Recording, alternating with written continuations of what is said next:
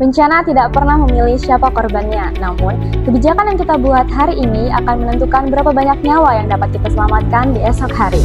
Bismillahirrahmanirrahim. Assalamualaikum warahmatullahi wabarakatuh. Perkenalkan, saya Hafsadia Mufida, mahasiswi program sarjana ilmu keperawatan di Universitas Bina Sehat PTNI Mojokerto.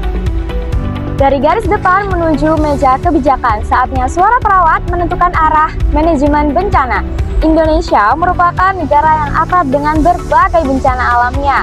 Ketika bencana terjadi, perhatian kita berfokus pada proses evakuasi, bantuan logistik, dan juga jumlah korbannya. Namun, ada satu pihak yang memahami kebutuhan masyarakat dari sebelum bencana hingga proses pemulihan. Ia adalah perawat. Hal ini sejalan dengan International Council of Nurses yang menyatakan bahwa perawat bukan hanya sekedar caregiver, tetapi perawat juga berperan sebagai leader, manager, advocate, edukator, dan juga konsultan. Coba kita bayangkan, jika terjadi gempa bumi, di sebelah kanan saya ada seorang lansia, dan sebelah kiri saya ada seorang anak, lalu di depan saya ada seorang ibu hamil. Siapa yang harus kita prioritaskan? Dalam hitungan detik, perawat harus mampu mengambil keputusan dengan tepat. Keputusan ini berasal dari kemampuan berpikir kritis, kompetensi profesional, dan pengalaman yang ditempa selama di lapangan.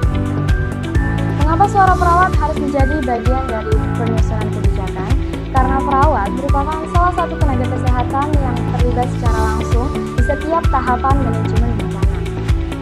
Pada fase yang pertama yaitu prabencana, pada fase ini perawat membangun kesiapsiagaan masyarakat, mengidentifikasi kelompok rentan dan juga memetakan resiko.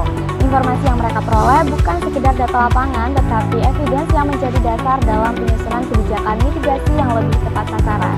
Pada fase yang kedua yaitu saat bencana. Pada fase ini perawat melakukan asesmen, triase, dan juga penanganan korban serta mengidentifikasi kebutuhan masyarakat. Data tersebut dapat menjadi dasar penentu prioritas bantuan seperti distribusi logistik kesehatan dan juga strategi penanganan di lapangan. Lalu yang ketiga ada pasca bencana.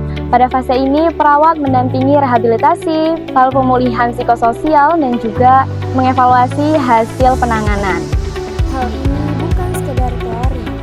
Jepang telah membuktikannya. Setelah gempa Hanshin Awaji tahun 1995, pengalaman para perawat di lapangan mendorong lahirnya program Disaster Support Nurse sebagai bagian dari kebijakan nasional kesiapsiagaan bencana. Hal ini membuktikan bahwa ketika pengalaman perawat didengar, bukan hanya pelayanan yang lebih baik, tapi juga kebijakan yang mampu memperkuat sistem penanggulangan di masa depan. Karena itu, perawat tidak boleh hanya menjadi pelaksana kebijakan. Sudah saatnya pengalaman, hasil kajian, dan rekomendasi para perawat menjadi bagian dari proses penyusunan kebijakan. Karena kebijakan yang baik tidak hanya lahir dari ruang rapat, tetapi kebijakan yang baik lahir dari mereka yang berdiri di garis depan yang saat kehidupan yang dipertaruhkan. Sebagai seorang perawat, saya yakin tugas kami tidak hanya untuk memberikan asuhan keperawatan, tetapi juga menjadi advokat serta agen perubahan yang menyuarakan kebutuhan masyarakat melalui kebijakan yang tepat sasaran. Karena setiap suara